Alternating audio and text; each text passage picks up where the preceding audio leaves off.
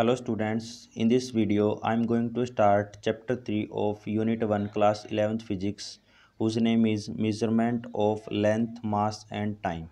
So I am providing these lecture in Hindi. If you are facing any problem you can put your comment in the comment box section, and you can also use your notebook for writing step to step of concept so that you can make a proper notes of your study notes of your concepts.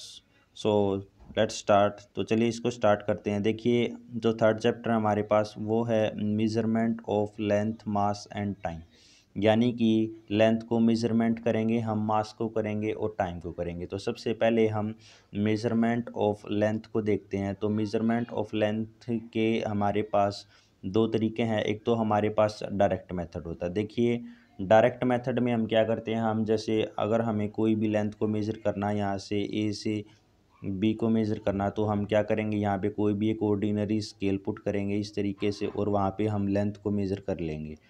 तो ये हमारे पास direct method होता है. इसके अलावा हमारे पास instrument होते हैं, जैसे वर्नियर कैलिपर्स होता है, स्क्रू गेज होता है, उससे भी हम लेंथ को मेज़र कर सकते हैं. उसके बाद जो दूसरा मेथड होता है हमारे पास वो है इनडायरेक्ट मेथड. देखिए इनडायरेक्ट मेथड में हम कुछ मेथड को यूज़ करते हैं. अब उनको यहाँ पे हम स्टेप टू स्टेप डिस्कस करेंगे. फर्स्ट है हमारे पास इको मेथड. यानी कि इको मेथड में देखिए हम क्या करते हैं, हम इको को नोट करते हैं. तो उसके लिए अगर हमें किसी भी डिस्टेंस को मेज़र करना है तो हम कंसीडर कर लेते हैं कि ये हमारे पास इस तरीके से कोई भी रॉक्स. तो यहाँ ये जो पॉइंट पी है, यहाँ से हम कोई भी साउंड को प्रोड्यूस करते हैं और उसकी जो इको होगी उसको हम नोट करेंगे. तो यहाँ से हम कहते हैं कि यहाँ से हमने कोई साउंड प्रोड्यूस की, तो यहाँ से यहाँ तक का जो डिस्टेंस है उसको हम एक्स मान लेते हैं. तो यहाँ इस तरीके से हमने एक्स मान लिया. अब देखिए क्या होगा कि यहाँ से जैसे ही कोई साउंड गई इस तरीके से, वो यहाँ पे ये जो रॉक्स है इससे कोलाइड होने के बाद इको प्रोड्यूस होके वापस आएगी इस तरीके से. तो उसने इको ने वापस आने में भी हमारे पास एक डिस्टेंस ट्रैवल किया है और वो एक्स है. तो ये हमारे पास जो टोटल डिस्टेंस होगा वो हमारे पास एक्स प्लस एक्स, यानी कि x plus x is equal to, ये हमारे पास टोटल डिस्टेंस होगा. अब देखिए जो साउंड है अगर हम उसकी वेलोसिटी को वी माने और जो हमने यहाँ पे ये पी पॉइंट पे जो साउंड प्रोड्यूस की थी और उससे इको आने तक का अगर हमने टाइम को नोट किया है, उसको अगर हम टी मान के चलेंगे तो ये जो हमारे पास है ये टोटल डिस्टेंस होगा.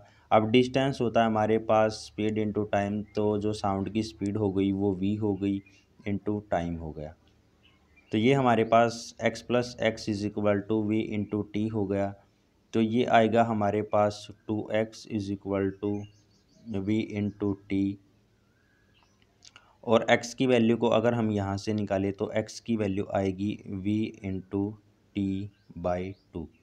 तो यहाँ से हम जो x डिस्टेंस है वो निकाल सकते हैं. ये जो यहाँ से ये जो डिस्टेंस है ये x डिस्टेंस, इसको हम इस इको मेथड से फाइंड आउट कर सकते हैं. ये हमारे पास फर्स्ट इनडायरेक्ट मेथड है. तो चलिए नेक्स्ट देखते हैं. नेक्स्ट हमारे पास लेज़र मेथड. तो लेज़र की जो फुल फॉर्म होती है वो होती है light amplification by stimulated emission of radiation. तो इसमें हम क्या करते हैं, हम लाइट को एम्प्लीफाई कर देते हैं. स्टिम्युलेटेड का मतलब होता है फोर्सफुली, लाइट को हम एम्प्लीफाई करते हैं. तो इसमें ये जो स्टडी पार्ट, ये नेक्स्ट क्लासेस का स्टडी पार्ट है. तो यहाँ पे हमने सिर्फ इतना ही लिखना है कि जो लेज़र मेथड होता है उसमें हम लेज़र लाइट को यूज़ करते हैं. तो देखिए लेज़र लाइट से हम कैसे डिस्टेंस को निकाल सकते हैं. यहाँ पे हम इस तरीके से कोई भी ऑब्स्टेकल को यूज़ करेंगे. यहाँ से हम लेज़र लाइट पी पॉइंट से, यहाँ से हम लेज़र लाइट को इस डायरेक्शन में ट्रैवल करवाएंगे. तो यहाँ से यहाँ का जो डिस्टेंस होगा इसको हम x मान लेते. तो ये हमारे पास x हो गया. तो लेज़र लाइट जैसी जाएगी इधर, यहाँ पे इससे कोलाइड होने के बाद रिफ्लेक्ट होगी. तो रिफ्लेक्ट होने के बाद इस तरीके से आएगी और यहाँ पे हम उसका जो डिस्टेंस है यहाँ पे भी वो x डिस्टेंस को ट्रैवल करेगी इस तरीके से. इसका मतलब क्या होगा कि जो इसमें भी जो टोटल डिस्टेंस होगा वो हमारे पास होगा 2x इज इक्वल टू. अब देखिए यहाँ पे हम लाइट को यूज़ कर रहे हैं. तो लाइट की जो वेलोसिटी या स्पीड होती है वो हमारे पास c के इक्वल होगी और अगर लाइट है वो वापस रिफ्लेक्ट होके आने में टी टाइम ले रही है तो हम लिखेंगे सी इंटू टी। यहाँ पे हमने वी की जगह सी लिखा क्योंकि जो वेलोसिटी है या स्पीड है लाइट की वो हमारे पास सी के इक्वल होती है। तो यहाँ से अगर हम x की वैल्यू को निकालें तो x की वैल्यू आएगी हमारे पास c into t divided by 2। ये हमारे पास सेकेंड मेथड है जो इनडायरेक्ट मेथड है लेंथ को मेज़र करने के लिए, इसको हम लेज़र मेथड बोलते हैं। थर्ड हम डिस्कस करते हैं रेडार मेथड। तो देखिए जो थर्ड मेथड है वो है रेडार मेथड। तो रेडार की जो फुल फॉर्म होती है उसमें होती है radar is an abbreviation for radio detection and ranging, यानी कि इसमें जो यूज़ की जाती है वो रेडियो वेव यूज़ की जाती हैं। तो इसमें देखिए क्या होता है कि इसमें हम जो यूज़ करते हैं वो रेडियो वेव को यूज़ करेंगे और ये डिस्टेंस को मेज़र करेगा। देखिए वो कैसे मेज़र करता है। तो इसमें भी हम कोई भी यहाँ पे एक ऑब्स्टेकल लेंगे और यहाँ से हम रेडियो वेव्स को एमिट करेंगे। तो यहाँ से जो डिस्टेंस होगा उसको हम एक्स मान लेते हैं। तो इस तरीके से रेडियो वेव जाएंगी यहाँ पे रेडियो वेव जाएंगे तो वो यहाँ से रिफ्लेक्ट होंगी। तो रिफ्लेक्ट होने के बाद यहाँ पे हमें वो दोबारा मिलेंगी। तो जो टोटल डिस्टेंस होगा जो रेडियो वेव ट्रैवल करेंगी वो होगा x plus x is equal to. अब जो रेडियो वेव होती हैं वो लाइट की स्पीड से चलती है, तो यहाँ पे हम उनकी जो स्पीड लेंगे वो c लेंगे और जो रिफ्लेक्शन वेव आ रही है उसका हम टाइम को नोट करेंगे t। तो ये हमारे पास होगा c इंटू टी। तो ये हो गया हमारे पास 2x is equal to c into t और ये x की वैल्यू आ गई हमारे पास c into t divided by 2। तो इस तरीके से हम जो x है वो निकाल सकते हैं। तो रेडार मेथड मोस्टली जो एरोप्लेन्स होते हैं उनकी हाइट को डिटेक्ट करने के लिए यूज़ होता है, जिसमें अगर एरोप्लेन इस तरीके से किसी हाइट पे है, यहाँ पे ये जो डिस्टेंस है इसको हम x मान लेते हैं। यहाँ से हम रेडियो वेव्स को एमिट करते हैं और वापस जब वो रिफ्लेक्ट हो गया आती हैं इस तरीके से तो उसको हम नोट करते हैं और उसका टाइम को नोट करते हैं। तो इस तरीके से हमें एरोप्लेन वगैरह की जो हाइट होती है उसको हम डिटेक्ट कर सकते हैं। नेक्स्ट मेथड को डिस्कस करते हैं।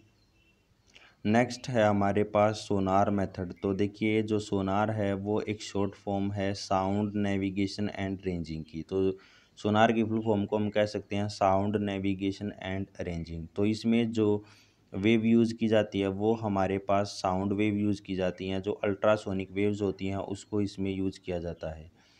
तो इसमें देखिए ये जो मेथड मोस्टली जो अंडर वाटर बॉडीज़ होती हैं जैसे सबमरीन हो गई, शिप हो गई, इस तरीके से या सीरोक्स हो गई, उस तरीके से वहाँ पे उनकी हाइट को या डेप्थ को डिटेक्ट करने के लिए इस मेथड का यूज़ किया जाता है। तो इसको देखते हैं।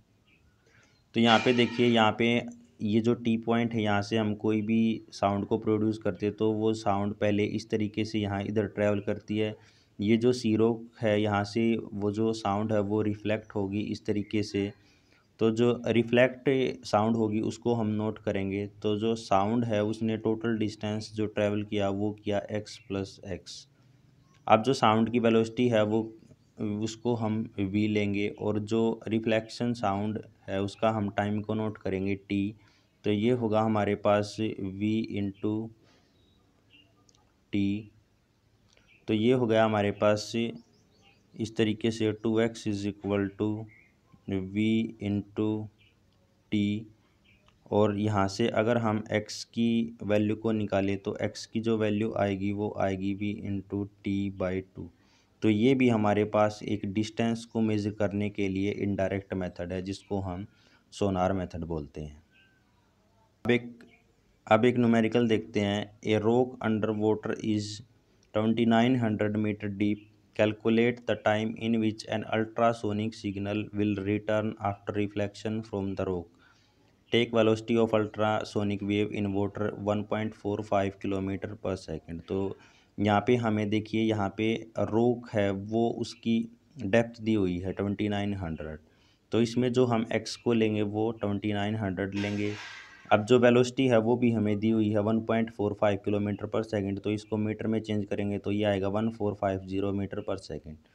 तो टाइम हमें निकालना, तो टाइम को हम देखिए कैसे निकालेंगे। ये हमारे पास x is equal to v into t by two ये हमारे पास सोनार मेथड से फॉर्मूला है। तो यहाँ से अगर हम टी की वैल्यू निकालते हैं तो टी की वैल्यू आएगी 2x डिवाइडेड बाई वी, और ये x की वैल्यू हमें दी हुई है तो x की वैल्यू को हम यहाँ पे पुट करेंगे, v की वैल्यू को भी पुट करेंगे, तो ये हमारे पास जो आएगा वो आएगा 4 सेकेंड। तो इस तरीके से हम और भी न्यूमेरिकल सोल्व कर सकते हैं।